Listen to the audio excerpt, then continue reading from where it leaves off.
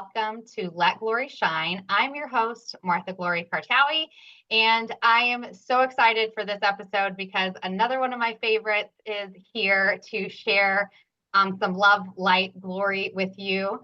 This is Bekah George, and she is not only a friend, but she is an amazing survivor, thriver, somebody that's doing really awesome things with her pain to purpose.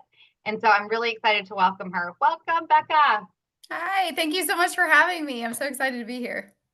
Yes. So we share, when we met each other, we both recognized each other's light, but I think I also recognized your trauma or your pain, because that's what happens when you are on a healing journey. And we clicked immediately.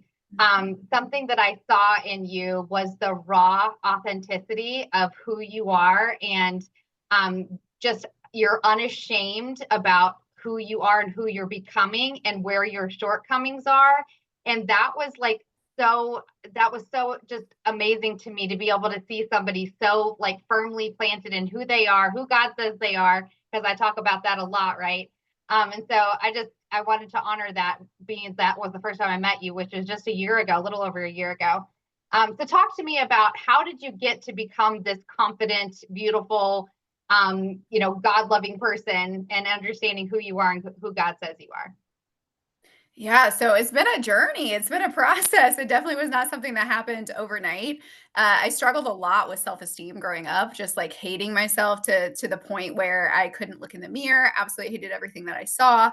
I was over like 330 pounds at my heaviest. I just loathed everything about myself. I was in and out of domestic violence situations, bad relationships, things like that. And because whenever you don't value yourself, you let other people not value you, right? And so I had kind of had that as a pattern. And a lot of times we go through these cycles, right? And we end up in the same patterns of behavior time and time again. So I was in those patterns of behaviors with, poor relationships and getting treated poorly and things like that. And then, it's just a few years ago, I completely changed my life around. It wasn't just, me, it was I believe my relationship with God that did that. But over the course of the last few years, I have been able to kind of pick myself up out of that shame pit, is what I like to call it, the pit of shame, and have lost, I think, close to 160 pounds now, and have, changed my life in so many different ways. So I know I could talk, the next 20 minutes and not take a breath about it, but it's just been the last few years that I've started to kind of undo what I thought I knew about myself and what I believed about myself, and started being like, hell no, we're not going to be that way. We're going to be who I want to be and who I was created to be. You've shared so many nuggets that I resonate deeply with. One of them being looking in the mirror and seeing the reflection and despising the reflection that's looking back at you, right? Like that was a real thing for me for a long time. And when you look in the mirror and you don't recognize that person, or you don't like that person, or you don't want to be that person, it's really hard to switch that off and be like, I'm going to love her. One day I'm going to love her, right? Like that takes work, and that takes understanding that there's something bigger than yourself to help pull you out of that pit, like you shared, right? And for me, it was having to look in the mirror day after day when I was doing this challenge with my life coach, and having to look at myself over and over and over, and hating every single day, every single moment, until God literally like infiltrated into my mind and said, you have to see yourself the way I see you. And that was a moment that I'll never forget, because it was so powerful. Because then I had to be like, well, how does God see me? If God loves me and I'm his favorite and I'm his daughter, then he's got to like me. He's got to love, right? And so I had to like really re-identify with everything of who I was, who I wanted to be, but through the eyes of God. That's a completely different lens. And so that's the lens that I get to see myself through now, but it's also the lens that I see others through. And so when I meet people, I see them through that lens. And so that's one of the most powerful things that you shared. But then the next thing is understanding that this is a process, and there's not like this finish line. I know you've released this 160 pounds, which is Incredible. I've had my own journey. I released 100 and it's been 12 years. So I know how much work that takes. I know how Yeah. much dedication that takes. So talk to me about, was there one moment that was like, I'm ready to take my life back, or was it something that led up to it? What was your moment? Yeah, so I had just gotten out of a domestic violence situation, left Indiana, fled to Florida, like middle of the night, what I could fit in my vehicle kind of situation. And I got to Florida and was like, I have no money. I have nowhere to go. I don't know what to do. And decided to go back to church, even though I really did not have any desire to go back to church. I was like, I don't want to do this. I don't want to be a part of it. Kind of similar to your story, in that I was like, if God's allowed all these terrible things to happen, even though I know him and I love him, I don't want to think about that, you know? And so I just kind of put him out of my mind and went to church anyways, because I just felt this desire to go, and was like, I had this emptiness. And I walked in, and I'll never forget it. I heard the voice of God as clear as day. And he said, it's time for you to grieve. And I was like, grieve, what does that even mean? And he said, it's time for you to grieve the loss of everything that has been stolen from you, all the way back to childhood. And I was like, God, if I open that wound, I'll never heal. And I really believed that. I believed that if I let it open and I let myself actually heal, or let myself actually see it, that it was an infection that would take my life. And so I just went back and forth with God, and then finally was like, okay, I'm just going to let myself grieve. And so for 21 days straight, all I did was cry. I went to work and I cried, and I'd cry on my lunch break, and I saw, it was like a lamenting. And I sobbed for 21 days straight, and I just let all of that pain out that I had kind of kept on the inside. It was almost like I had been taking ibuprofen when I needed an antibiotic, right? And so like the infection had started eating inside of me. And so I let that go for the 21 days. At the end of the 21 days, I was in the shower, and I had covered my mirrors because I hated myself so much. I wouldn't look at myself. And I hated being naked, of previous childhood trauma, as well as just hating my body. So I hated being naked, hated showering. And I remember sitting in the shower being like, oh, I hate this. I hate myself. And I heard the voice of God. And actually, let me backtrack. A week prior, I'd gone back to church. And that's when I started hearing the voice of hope. I started hearing God say, no one can pluck you from my hand. You're mine, And so I started getting that little glimpse of hope, but I was like, I'm just not there yet.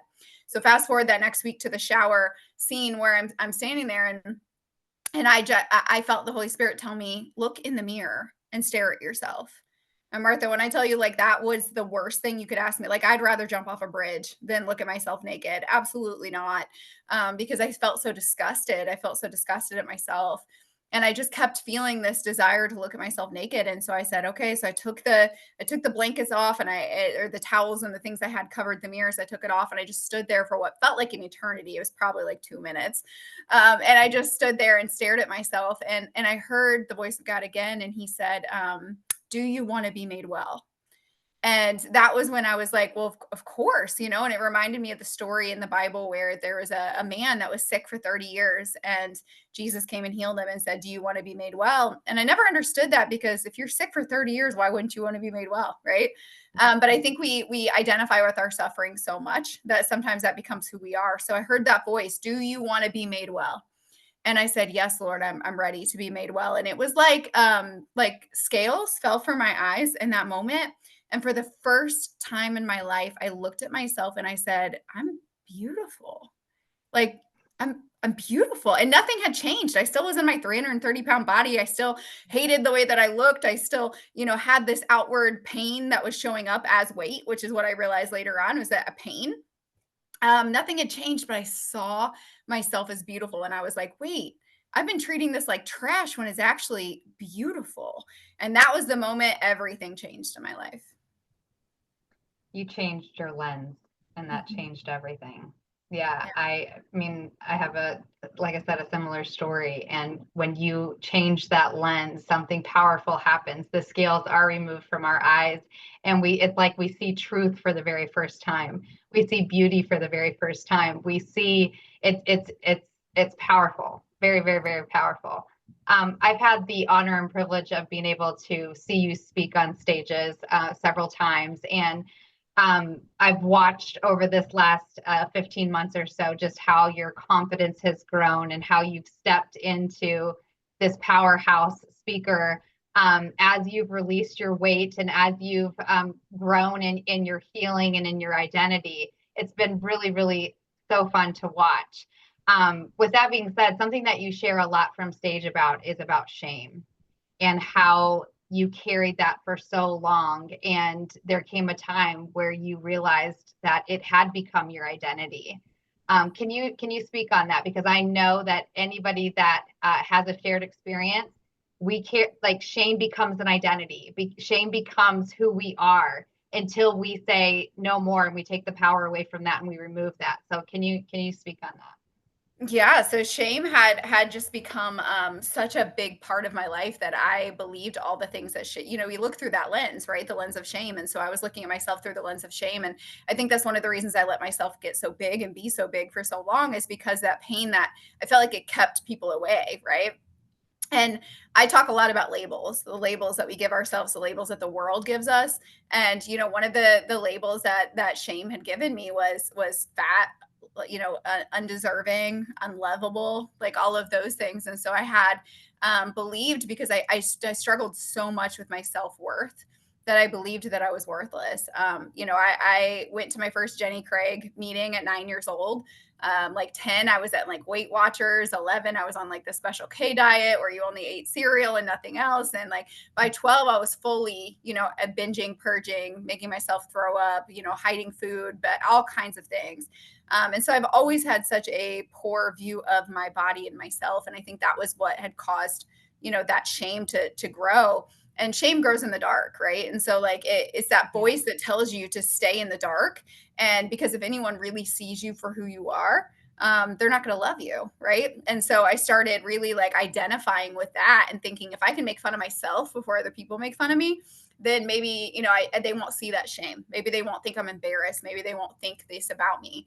But I had created this whole narrative about myself that wasn't even true. But the outward view of myself actually started almost identifying that way. And I started realizing like it took time for that to fall off and realize that that's not who I am. And what changed for you when you let that go? Everything. I have taken such better care of myself. So, I mean, obviously, like, it's not even about, like we've talked about, it's not about a number on a scale. It's not about being skinny like it used to be my whole life. Like, I felt like the end all was to be skinny, and I don't think I'll ever be skinny. I'm not like a skinny person. Like, I'm a, thick person, but I think it's about being healthy. So I started taking care of myself and looking at like how I feel. Also just taking care of myself spiritually and emotionally and mentally. I started a skincare routine for the first time in my life at 37 years old, Yeah. like I had never done that. I just done like a wipe of makeup and that's it, started like trying to do sports because I always thought that I was too clumsy and I couldn't do it. And, I started businesses and I started a 501(c)(3 and I started doing these things, traveling and speaking. I've never been a speaker. And I've always been comfortable being on stage, but only as someone else. So growing up, I did theater and I was really good at it, but it was because I could be anyone else. And if you don't like me on stage, you weren't rejecting me, you were rejecting my character. And so when I stepped into the person I am now and I go on stage as Bekah, like it's like I'm facing that fear of rejection. And I'm like, I don't care if you like me or not. I'm using my voice and I'm using for something powerful. Thank you for watching Prospera TV Network. We hope you're enjoying the show. We'll be right back after this commercial break.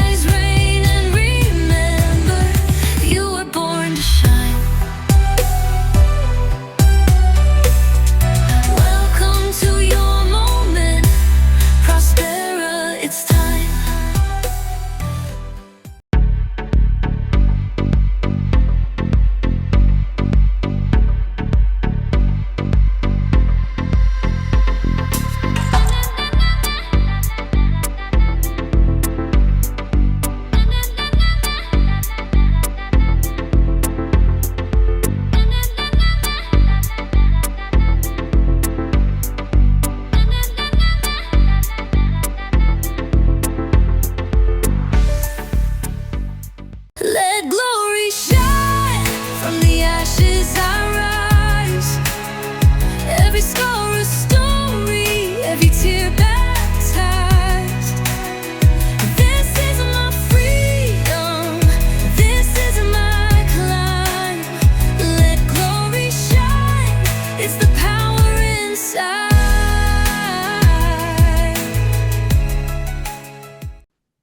Powerful indeed. Powerful indeed. The idea of being able to choose our identities and the ones we decide to continue to carry and the ones that we let go has been a very pivotal for me, right? And oftentimes we don't realize that we're carrying labels that weren't ours to begin with. And you shared a little bit about that, and I want to dive a little bit deeper into that because I think it's important.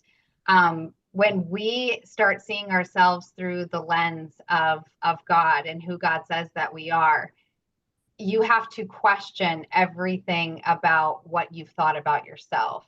Yeah. And often you have to unlearn all of the things, and you have to unclaim, and you have to like un-F, right? Like you have to like literally go back and say, do I believe this about myself, or is that something that somebody else told me I was and I adopted it and I took it as truth, right? And oftentimes those labels or those identities can come from the people that are closest to us, right? They can come from your parents. They can come from, for me, it was the cult leader. For me, it was the community that I grew up in, right? But those are the people that we trusted the most and that we loved the most, and gave me the worst identities and the worst labels, the fat, the defiled, the never going to amount to anything. Those were the labels that the people that I loved the most gave me, right? And so as I started owning who I was and who I was making the choice to be, I had to be like, okay, do I believe this about myself? Do I believe I'm unworthy? Do I believe I'm ugly? Do I believe I'm defiled? Right? And like you said, then you start removing those labels one by one. And what happens is almost like a rebirth. Yeah. And it's like, and that's what it felt like for me, was like a rebirth of like, wow, I feel lighter. My skin looks brighter. And I like it all does, it all is connected, right? We talk about, once you made the decision, then suddenly you cared about your health, you cared about your spirituality, you cared about your mental health, right? All of those things, because they're all connected. And you can't really care about one without like looking into the other, because they're all connected. And for me, when I made that decision of changing the lens, then I was like, okay, now I have to be a steward of what I've learned. I have to be a good steward of the body that God's given me. I have to be a good steward of this healing journey that I'm on. And that is a responsibility. Yeah. And we talk about that, right? Like on our healing journey, you and I have had these conversations. So what does that responsibility look like and feel like to you? Yeah, it's really about like you said, like challenging that and saying, is this actually accurate? Sometimes it's also those little things that you don't even realize is painful. So of course the things like fat and ugly and unlovable is big, right? But then there's those things that like people make jokes about that they think are no big deal, right? So like clumsy was one that I grew up with. So I had broken multiple bones by the time I was 18. I mean, like 20 something bones, and people couldn't figure out why. And they'd always just say, oh, she's clumsy. And so I got in my mind that I was clumsy, which equals that no one wants me on their team for sports. Nobody wants me around because I'm a liability, all of these things, right? But people would just say, oh, she's clumsy, like it's not a big deal. Well, it wasn't until about a year ago, I was sitting in the eye doctor, and the eye doctor did this test, and he came back and he said, hey, you have a pseudo tumor that sits on your optic nerve, and it pushes on your optic nerve. And he said, do you have issues with depth perception? And he said, do you fall a lot? I said, yeah. And he's like, yeah, you only have 20% depth perception. And he said that probably causes you to fall a lot. And when I tell you, I sobbed in that chair because I was like, you mean to tell me there's not something wrong with me? I'm not broken. Right. And so there was something that was healed in that moment. And so I think the responsibility Mm. comes from recognizing that there's things that we've taken on, whether they're like knowingly or unknowingly, or people have spoken over us or whatever, that we've accepted and believed about ourselves that isn't even true. I'm not clumsy, right? Like this is an issue that can actually be explained by science. Like this makes sense. But because of that, I had become that identity, and I'd walk around and be like, oh, be careful. Like, I'm probably going to break a bone, right? Like, that was who I was.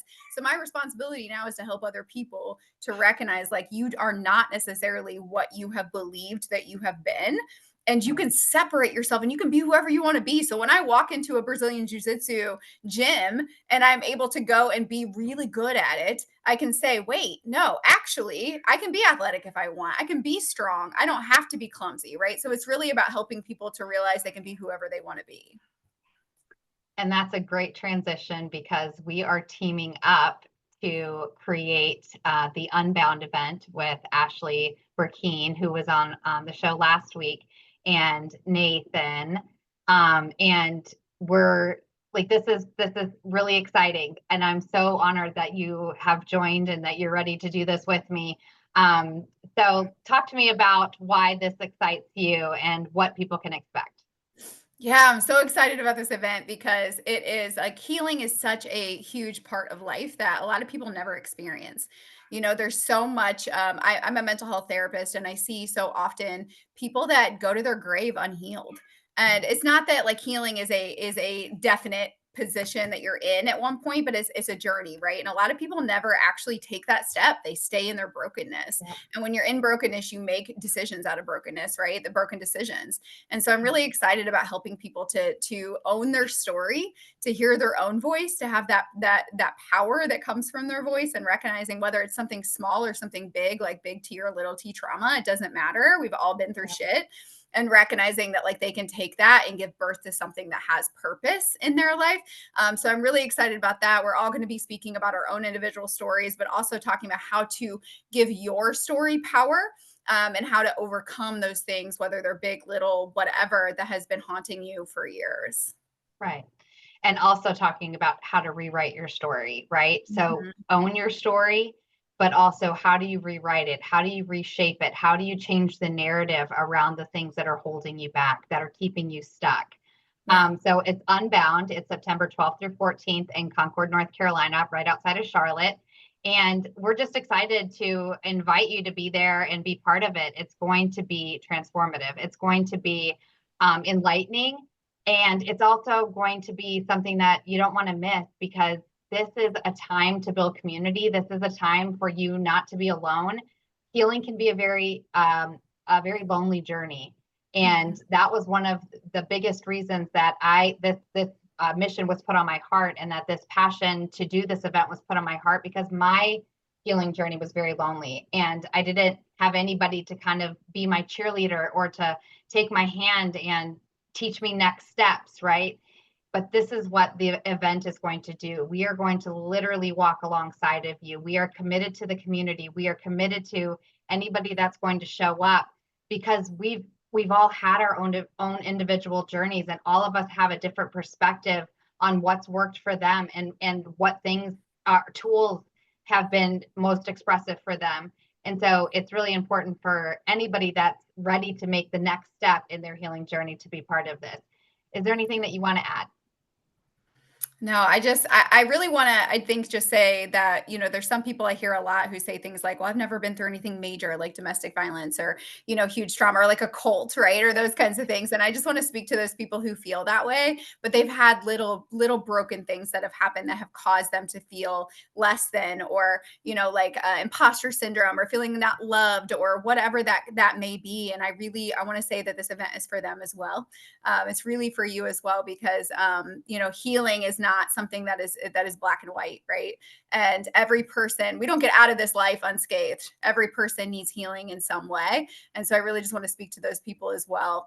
And then also the people who feel like maybe their trauma is too big to talk about. We don't have to go straight into the deep dive, straight into the deep pool. We can start small and start where you're at and where you're comfortable at, and start chipping away a little bit at a time. You're worth your healing.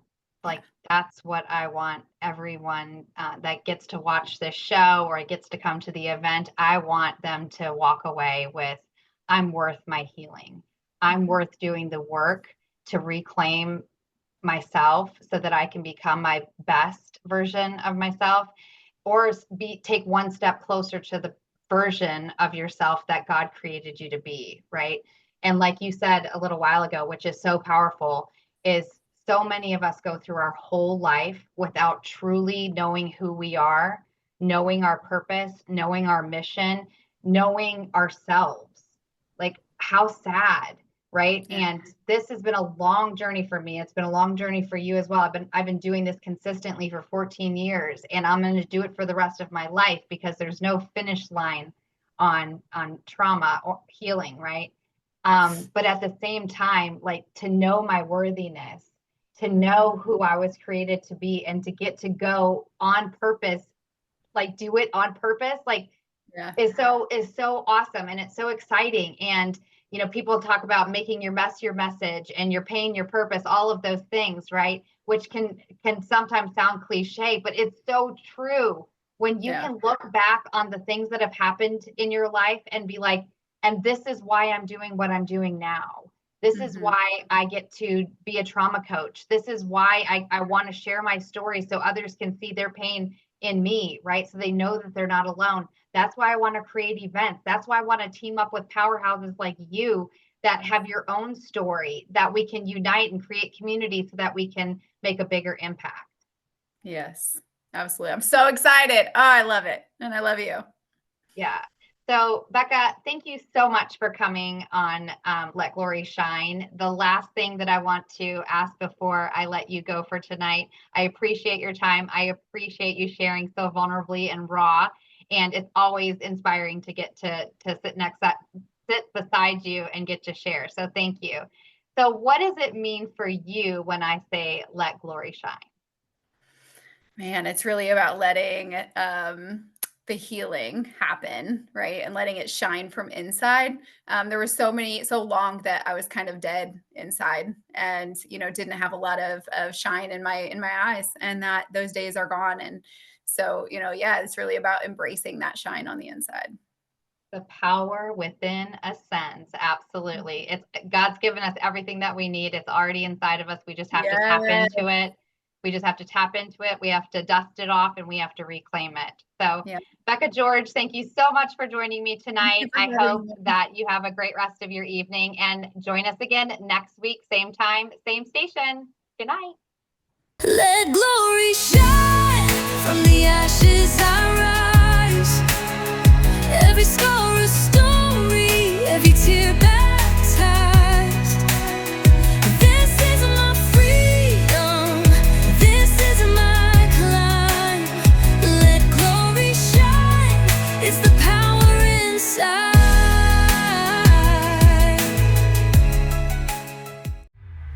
This is your Prospera era, where dreams align with grace, abundance flows like rivers. You've stepped into your place.